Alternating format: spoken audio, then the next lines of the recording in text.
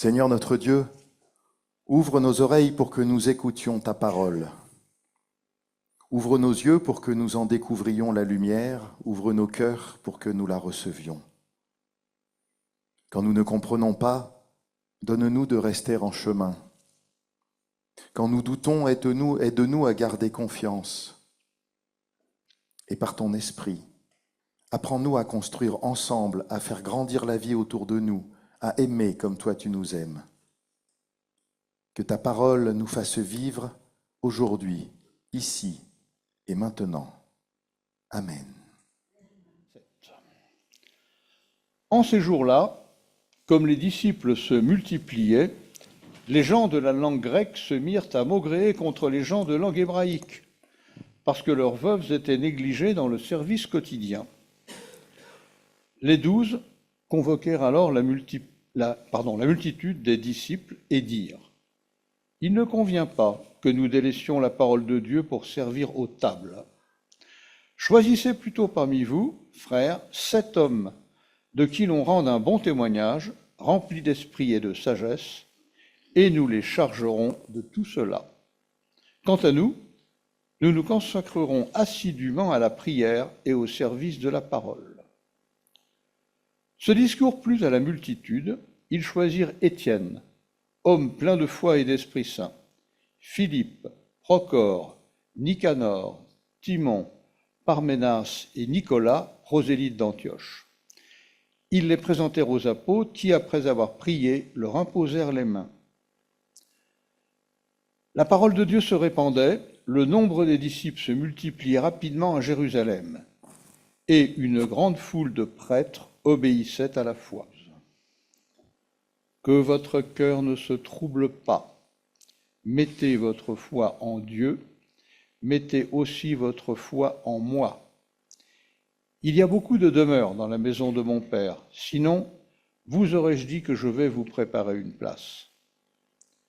Si donc je m'en vais vous préparer une place, je reviens vous prendre auprès de moi, pour que là où moi je suis, vous soyez aussi.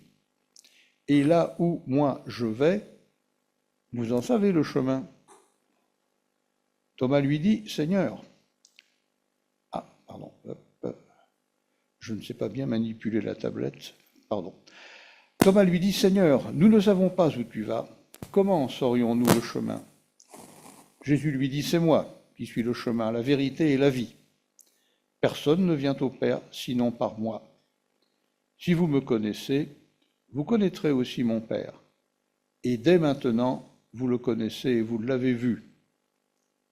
Philippe lui dit : Seigneur, montre-nous le Père, et cela nous suffit.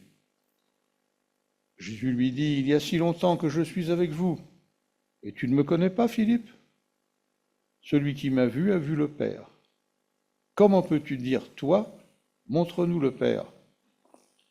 Ne crois-tu pas que moi, je suis dans le Père et que le Père est en moi ? Les paroles que moi je vous dis, je ne les dis pas de ma propre initiative. C'est le Père qui, demeurant en moi, fait ses œuvres. Croyez-moi, moi je suis dans le Père et le Père est en moi. Sinon, croyez à cause des œuvres elles-mêmes. Amen, amen, je vous le dis, celui qui met sa foi en moi fera lui aussi les œuvres que moi je fais. Il en fera même de plus grandes encore, parce que moi, je vais vers le Père. Sœurs et frères, il y a dans ce texte une atmosphère particulière. Ce n'est pas un moment tranquille, ce n'est pas un moment paisible. Nous sommes à la veille de la Passion. Jésus parle à ses disciples juste avant de les quitter. Et eux le sentent. Quelque chose est en train de se fissurer. Quelque chose est en train de basculer. Alors Jésus commence par ces mots : que votre cœur ne se trouble pas. Le verbe grec utilisé ici est tarasso. Il ne s'agit pas d'une petite inquiétude passagère. Ce verbe indique un trouble profond, un bouleversement intérieur. une agitation qui secoue. Autrement dit, Jésus voit que ses disciples sont profondément ébranlés. Et au lieu de leur dire « Ne vous inquiétez pas, tout va bien se passer », il leur dit « Faites confiance, mettez votre foi en Dieu, mettez aussi votre foi en moi. » Le mot foi ici nous dit « Faites confiance, appuyez-vous, remettez-vous ». C'est le premier mouvement du texte. Dans le trouble, dans l'incompréhension, dans l'incertitude, Jésus appelle à la confiance. Mais confiance en quoi? Confiance en qui? Alors vient cette parole étonnante, « Je m'en vais vous préparer une place. » Une place. Ce mot peut paraître banal, simple, et pourtant, il touche quelque chose de très profond en nous. Car au fond, toute notre vie est traversée par cette question. Où est ma place? Ma place dans une famille? Ma place dans un groupe? Ma place dans une société? Ma place dans l'Église? Et parfois même, ma place dans ma propre vie. Et cette place, bien souvent, il nous faut la chercher. Il faut la construire. Il faut parfois la défendre. On peut avoir l'impression qu'elle dépend de ce que l'on réussit, de ce que l'on prouve, de ce que l'on donne à voir. Et il nous arrive aussi d'avoir le sentiment de ne pas vraiment avoir de place, ou de ne pas être à sa place, ou de pouvoir la perdre. Alors, dans ce contexte, la parole de Jésus résonne d'une manière presque déconcertante. Je vais vous préparer une place. Il ne nous dit pas trouvez votre place, ni méritez votre place, ni même encore construisez votre place. Mais une place vous est préparée. Une place qui ne dépend pas de vos performances, une place qui ne dépend pas de votre capacité à être à la hauteur. Une place qui vous est donnée. Le mot grec utilisé ici, monnaie, désigne une demeure, un lieu où l'on habite, où l'on reste, où l'on s'installe. Et c'est intéressant parce que ce mot vient du verbe méno, demeurer. C'est le même verbe que Jésus utilise ailleurs lorsqu'il dit « demeurez en moi ». Autrement dit, cette place n'est pas un simple emplacement, ce n'est pas un siège dans une salle, ce n'est pas une case à remplir, c'est une relation dans laquelle on peut demeurer. Un lieu où l'on peut être sans avoir à jouer un rôle. Un lieu où l'on peut rester sans être menacé d'exclusion. Un lieu où l'on peut habiter au sens le plus profond du terme. Un chez-soi. Et Jésus précise, il y a beaucoup de demeures dans la maison de mon Père. Beaucoup. C'est une parole d'abondance, une parole d'ouverture. Il n'y a pas une seule place réservée à quelques-uns, réservée pour quelques-uns. Il y a de la place pour chacune et chacun. Et cela, dans le contexte de l'évangile de Jean, est essentiel, car Jésus parle à un groupe traversé par des incompréhensions, par des fragilités et aussi par des différences. Et il leur dit, il y a de la place pour vous, pas seulement pour les plus forts, pas seulement pour les plus sûrs d'eux, pas seulement pour ceux qui comprennent, pour vous, tels que vous êtes. Mais voilà, les disciples n'arrivent pas à entrer dans cette parole parce qu'ils entendent encore en termes de lieu, de déplacement, de trajectoire à maîtriser. Thomas pose la question que nous aurions sans doute posée. Nous ne savons même pas où tu vas. Comment saurions-nous le chemin? C'est une question très humaine. Nous voudrions savoir où nous allons avant de nous mettre en route. Nous voudrions une carte, un itinéraire, une visibilité. Nous voudrions pouvoir dire, voilà le chemin, voilà la direction, voilà le but. Mais Jésus ne répond pas comme cela. Il ne donne pas une direction, il donne une présence. C'est moi qui suis le chemin, la vérité et la vie. Autrement dit, la place et le chemin ne sont pas deux réalités séparées. Le chemin, c'est déjà la relation. Le chemin, c'est déjà être avec lui. Le chemin n'est pas une ligne tracée d'avance, c'est une manière de marcher. Et cette manière de marcher, c'est marcher avec le Christ. La vérité n'est pas un ensemble d'idées à posséder, c'est quelque chose qui se dévoile, qui se découvre dans la relation et dans la vie. La vie, ce n'est pas simplement exister, c'est entrer dans une vie habitée par Dieu.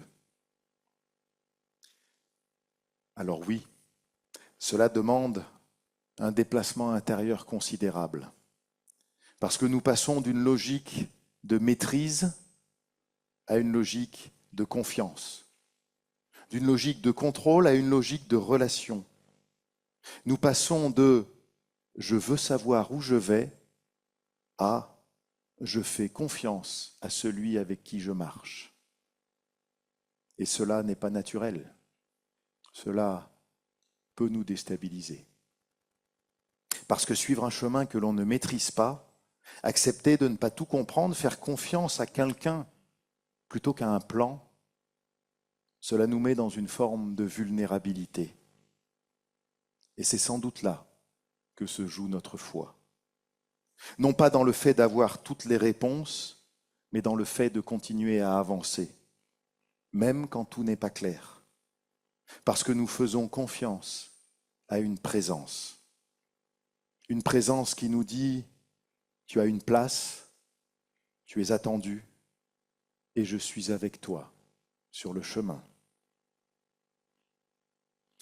Alors cette parole de Jésus, je vais vous préparer une place, elle ne reste pas suspendue dans un ailleurs lointain. Elle vient nous rejoindre ici, maintenant. Car cette question de la place, elle traverse profondément notre monde. Dans nos sociétés, il y a celles et ceux qui ont une place reconnue et celles et ceux qui cherchent encore la leur.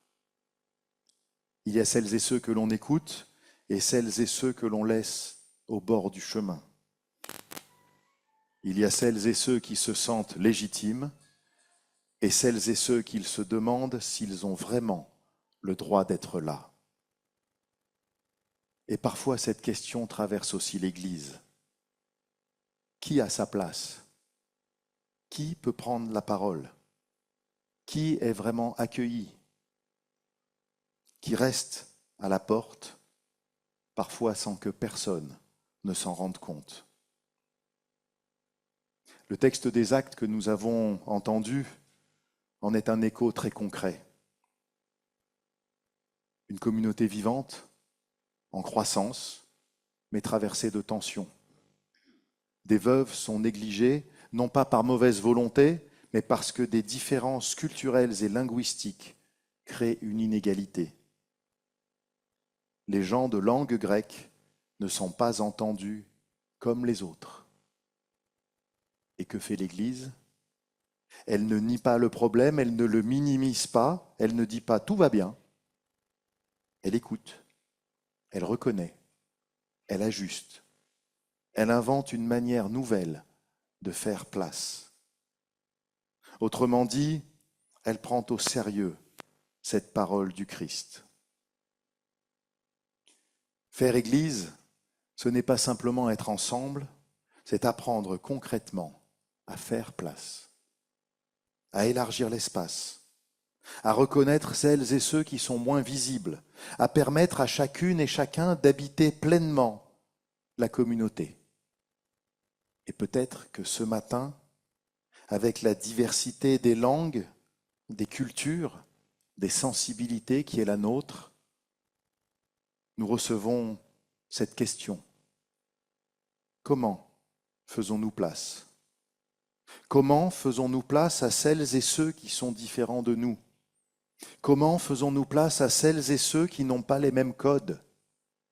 Comment faisons-nous place à celles et ceux qui doutent, qui cherchent, qui hésitent? Et peut-être aussi, est-ce que je me crois, moi, vraiment accueilli? Est-ce que je crois que cette place dont parle Jésus est aussi pour moi?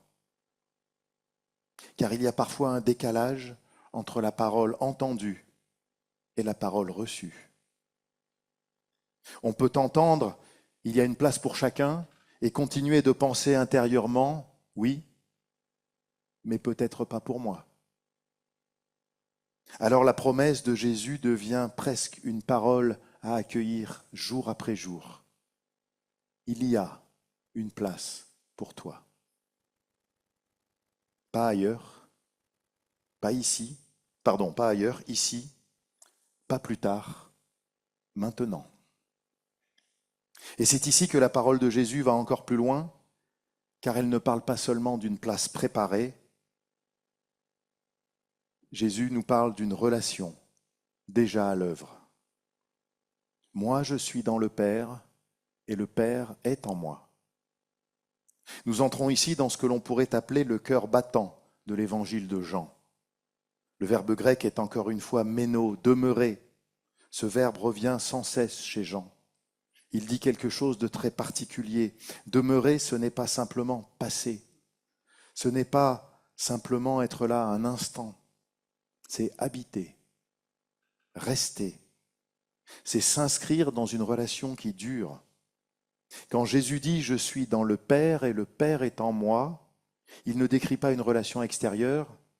Il ne dit pas « Je suis proche de Dieu », il ne dit pas « Je connais Dieu ». Il dit « Nous habitons l'un dans l'autre ». Il y a une communion profonde, une unité vivante, une circulation de vie. Le Père agit en lui. Ces paroles ne viennent pas de lui seul. Ce qu'il fait, c'est Dieu qui le fait en lui.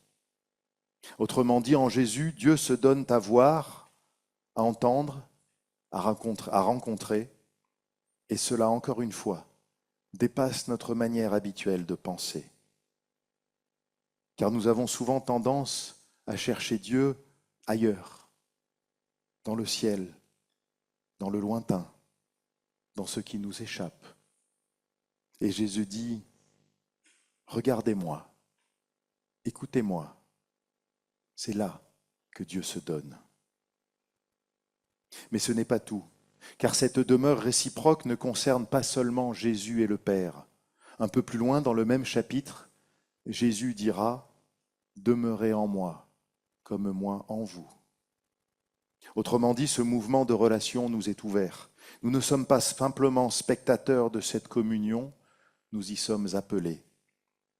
Cela veut dire que la place dont parlait Jésus n'est pas seulement une place au bout du chemin, c'est une place dans la relation, dès maintenant. Une place dans cette vie qui circule entre le Père et le Fils et qui nous est donnée par l'Esprit. Alors si l'on reprend tout ensemble, Jésus prépare une place, mais cette place n'est pas seulement pour plus tard. Il est le chemin, mais ce chemin n'est pas une direction abstraite. Il demeure dans le Père, et cette demeure nous est ouverte. Autrement dit, la foi n'est pas d'abord une question de savoir ni même de comprendre, c'est une question d'habitation. Où est-ce que j'habite? Dans quelle relation est-ce que je me tiens? Dans quelle confiance est-ce que je demeure? Et cela nous ramène à notre point de départ, que votre cœur ne se trouble pas. Parce que lorsque nous découvrons que nous avons une place, que nous sommes en chemin avec le Christ et que nous sommes invités à demeurer en lui, alors même si tout n'est pas clair, même si tout n'est pas résolu, quelque chose peut s'apaiser. Non pas parce que nous avons toutes les réponses, mais parce que nous ne sommes plus seuls. Nous habitons une relation qui nous porte. Et peut-être que ce matin, la foi consiste simplement à faire un pas de plus dans cette direction. Accepter d'être accueilli, accepter de marcher avec le Christ, accepter de demeurer en lui, pas parfaitement, pas totalement, mais réellement. Amen.